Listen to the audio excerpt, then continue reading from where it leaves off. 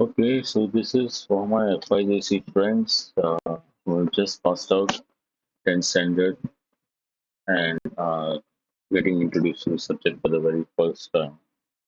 So, economics, this it's a wonderful subject, and we are starting with the first chapter, and that is basic concepts.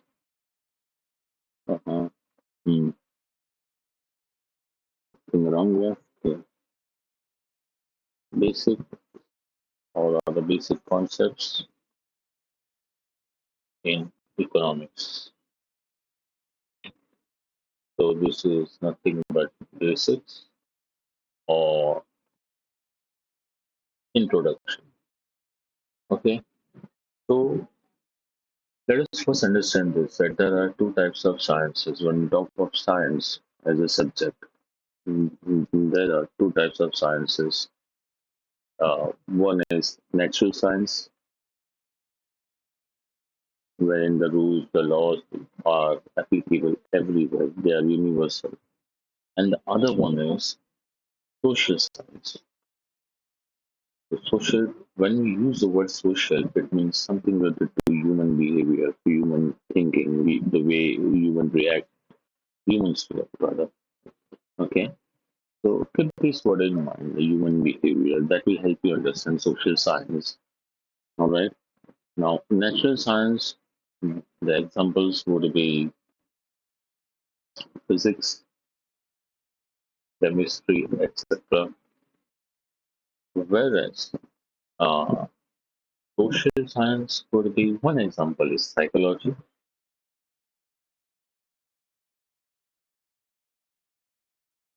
The one is our subject itself, economics. Okay. Yeah, there is an idea, or there is a there is how do I put it? Let's say everything is perfect here. Okay, and it has got an empirical approach. Everything is perfect. So when we say 2 into 2, the answer would be 4. Only 4. Perfect 4. No other answer. Alright. But here, when we talk of psychology, in a given situation, different individuals would behave differently, and the outcome of the situation would be influenced us, and the outcome would be different, right? So that is, there is no perfection. The idea of perfection over here is not there. The idea is to study why different outcomes in a given situation, and that is because of human behavior, which is not seen everywhere. Here, things are seen, the rules are seen, the factors taken into consideration are seen. Okay, so this is an uh, abstract or behavioral science, right? As we discussed, and economics is more about behavior of individuals, and collectively it leads to micro concepts, which will definitely touch when we go to other chapters. Okay, so right now, just understand that this is not perfect. This is abstract or behavioral in nature. Okay, so as I said, economics is a social science, and the word economics has been derived from the Greek word.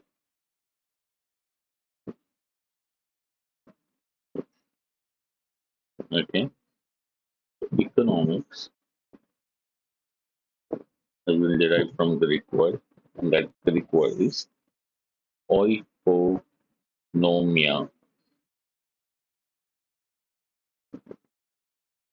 So from oikonomia, we got economics in English.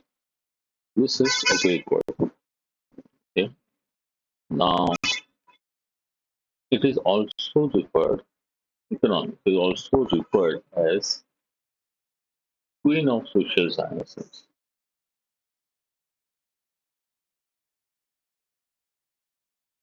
We went through these couple of examples over here, when economics was one of them. Okay, so of all the abstract or behavioral science, all the social sciences, economics is the queen of social science. Okay. India itself had a very famous economist. His name was, what was his name? We all know him by the name of Chanakya. His name was Kautilya. Okay. He was also known as Chanakya. Alright. Some also called him, or it was also known by the name as Vishnu Gupta. Mhm.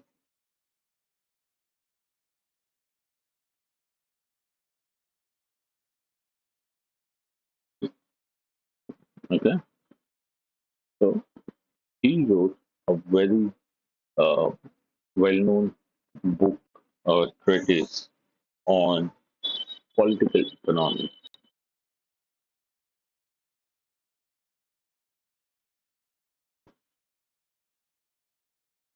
which is known as Arthashastra.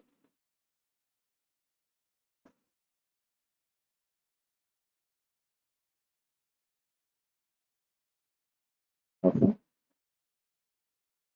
What we need to understand over here with regards to Chanakya are the key points that are given in this book.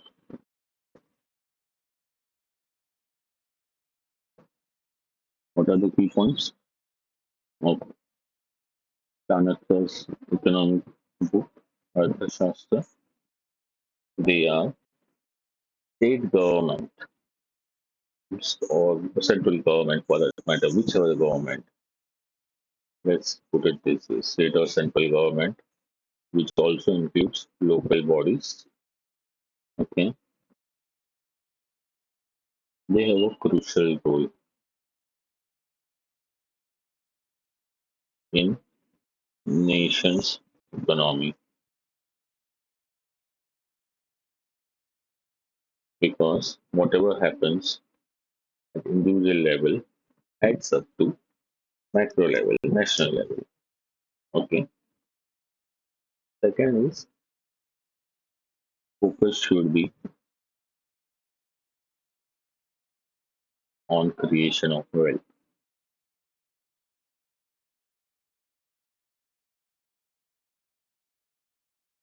Okay. Only this will ensure welfare of the state, which also means country. All right. He laid emphasis on good governance. Okay. The governance should be good in the sense it should not be corrupt. It should work towards the point number two, that is creation of wealth. If it is corrupt, it won't focus over here and the state would suffer. And for good governance, what is required is efficient machinery. By machinery, we don't mean machine over here. What we mean is uh, the rules and regulations, the law and order, constitution, all this become part of machinery from state's point of view, okay, to run the country effectively. And the last one was compilation of various ideas with regards to economics.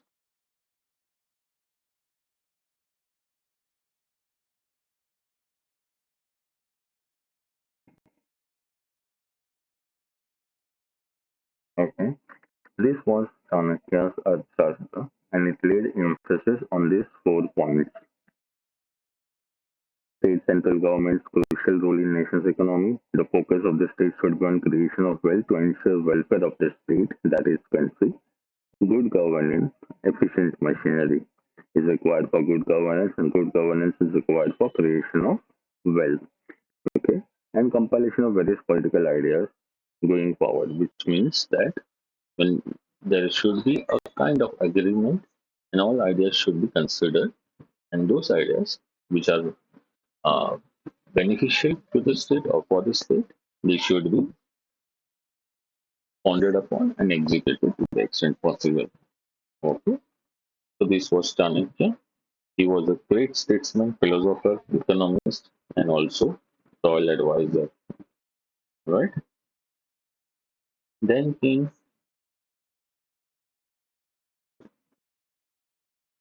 Adam Smith. So Mr. Adam Smith, he came in, I guess it was 18th century, and in 1776, sorry, I won't put it like this. Let's keep it. So he is also known as father of economics. Okay?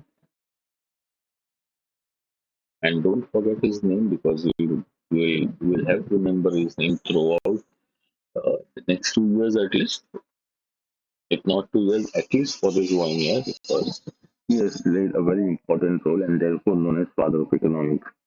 Okay, and his various contributions, he contributed in various ways to economics. So in 1776, in one of the papers, is where he gave a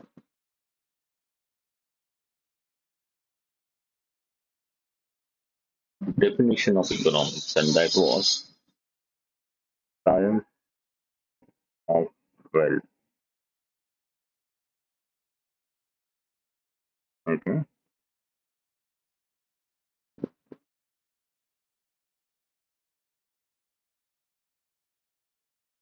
this was a very short and sweet definition in 1776 in a paper by the name An Inquiry into the Nation, Inquiry into the Nation,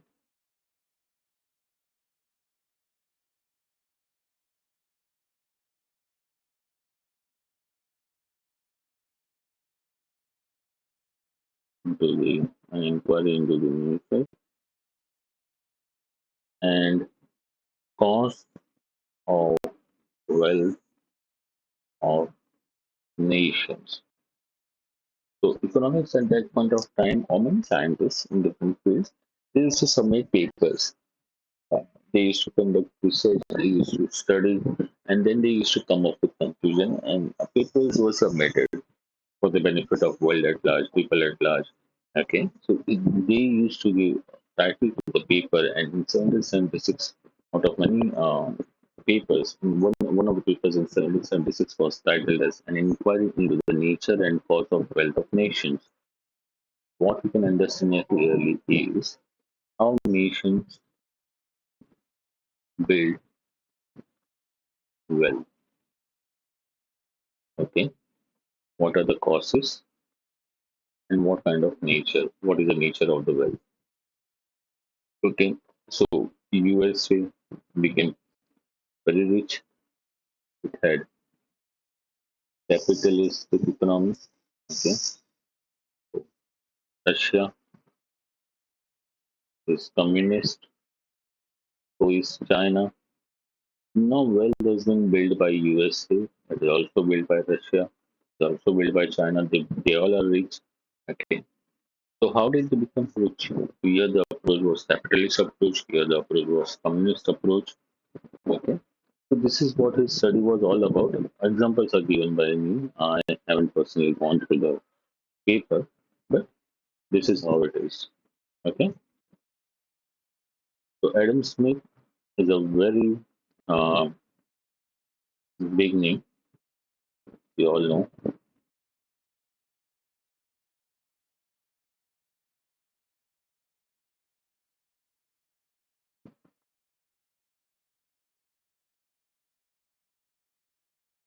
Now, what is striking is the contradictory approach. Whereas Chanakya said government should intervene, right? Adam Smith says a man should not, which is known as laissez